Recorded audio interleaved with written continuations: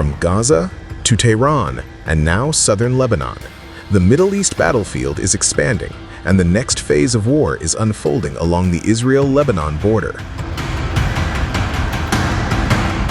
According to Reuters, the Iran-backed militant group Hezbollah has deployed its elite Radwan fighters to confront the Israel Defense Forces in southern Lebanon. Reuters, citing sources, reported that the highly trained unit has been ordered back into the volatile frontier zone, the very region they withdrew from after the 2024 war between Israel and Hezbollah. Radwan fighters received orders to join the battle and block advances by Israeli tanks, such as in the South Lebanon town of Khiyam. Hezbollah, a Lebanese Shiite Muslim group established by Iran's Revolutionary Guards in 1982, entered the war on March 2. 2 days after Israel and the U.S. carried out joint strikes across Iran, killing Supreme Leader Ayatollah Ali Khamenei. In the opening fire, Hezbollah launched rockets and drones from north of the Litani River. Subsequently, Israel began heavy strikes in South Lebanon, sent troops to the border, and ordered Lebanese residents to leave a swath of territory in the frontier region. And since then, Israeli military action has only intensified.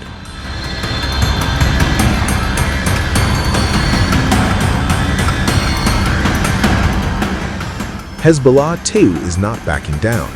The militant group announced several attacks targeting Israeli tanks this week, along with numerous rockets and drone launches. The IDF said on March 4 that 2 soldiers were wounded by anti-tank fire against troops in southern Lebanon, marking the first reported injuries among Israeli forces since the start of the regional war. In response, the Israeli military carried out a series of airstrikes late Thursday into Friday, targeting the southern suburbs of Beirut, as well as areas in southern and eastern Lebanon. Loud explosions could be heard as the strikes lit up the skyline. On the 6th day of Operation Roar of the Lion, I am here at an Air Force base in the south of the country with our wonderful pilots and those of the United States and the dedicated ground crews. The cooperation is historic between the U.S. military and the IDF and between the Air Force and the American Air Force.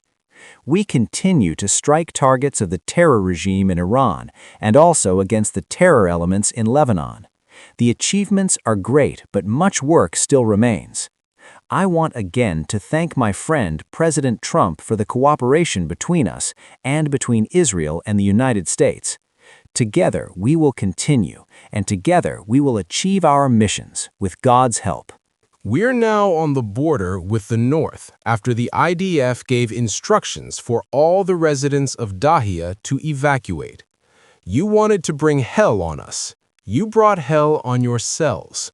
Dahia will look like Han Yunis. Our citizens of the north will live quietly, in peace, and in security. There will be no more equations. We will continue to act to protect the security of northern residents. We will act without pause to remove the threat, and we will not let up on the objective of disarming Hezbollah. Hezbollah chief Naim Qassem said in a televised speech on Wednesday that the group would confront what he described as an Israeli plan of occupation and expansion.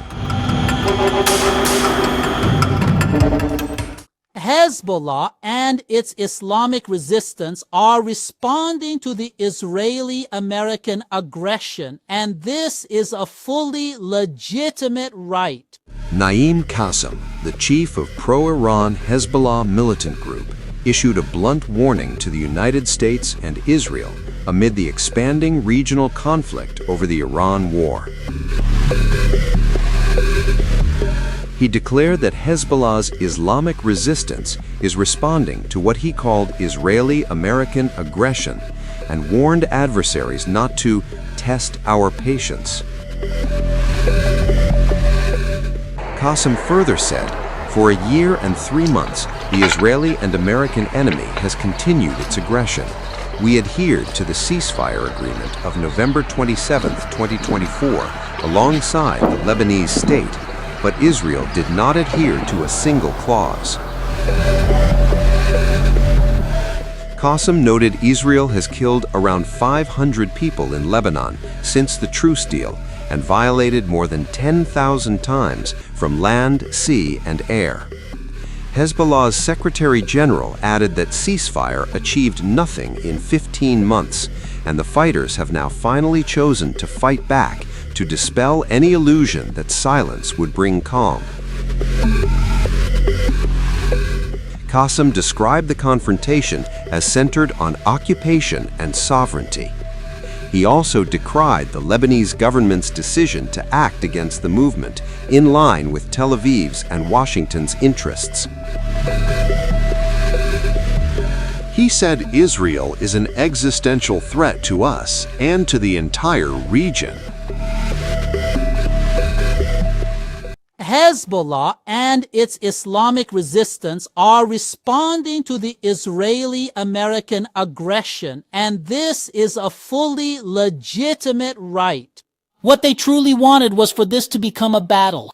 They push everything to the absolute farthest possible limits in it. Our choice is to confront them with an unwavering, desperate resolve, pushing to the absolute furthest limits, and we will never, ever surrender. We will defend ourselves with all our available capabilities and our profound, steadfast faith, no matter how immense the sacrifices may ultimately become. Qassem's warning came after the Lebanon-based group intensified attacks on Israel to avenge its attack on Iran. On March 3rd, Hezbollah said it had struck the Meron Air Surveillance and Operations Management Base in Israel, targeting one of the radars and a command building. It also announced a large volley of rockets fired at the Nafah base in the occupied Golan Heights in Syria, identified as the headquarters of the 210th Basha Division of the Israeli Army. In response, the Israeli military is carrying out airstrikes in Lebanon. On March 5th, an IDF airstrike hit Hezbollah's stronghold of South Beirut shortly after issuing a warning ahead of an attack. Israel's defense minister, Israel Katz, said the head of Hezbollah. Katz said that Qassem would end up like Iranian Supreme Leader Ali, and Hezbollah will pay a heavy price for firing at Israel. From tonight, you will essentially be dividing your attention between the primary deterrence, which will remain the main one, and that is the strike against Iran, and also Hezbollah in Lebanon. We will absolutely make sure that Hezbollah will indeed pay a very heavy price for every single thing that it has done.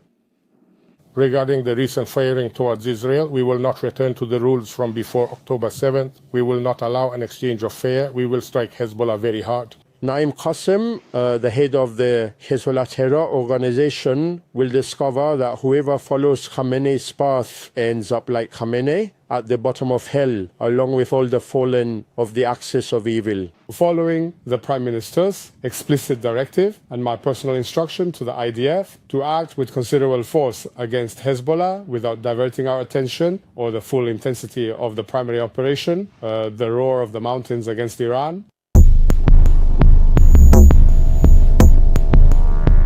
Hezbollah has released what it says is its first video showing an anti-tank guided missile strike targeting an Israeli Merkava tank in the town of Tal Nas in southern Lebanon. The footage appears to show a direct hit on the armored vehicle near the border zone.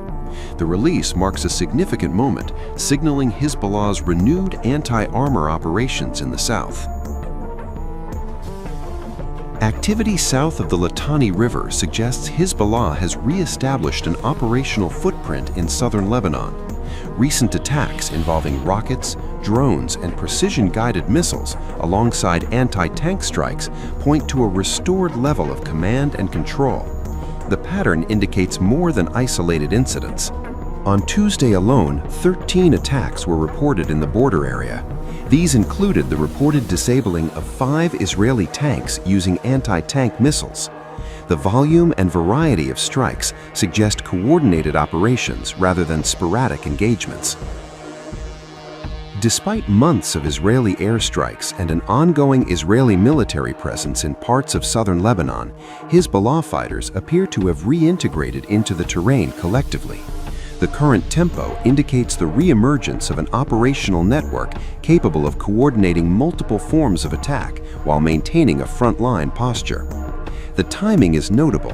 Some launches coincided with Iranian strikes on Israel, reinforcing the perception that Hezbollah may once again be operating as part of the broader axis of resistance framework. The developments suggest interconnected theaters of activity. However, tactical resurgence does not necessarily mean strategic recovery. The key question is whether Hezbollah can sustain coordinated operations over time and how it would perform in the event of a large-scale Israeli ground invasion into southern Lebanon.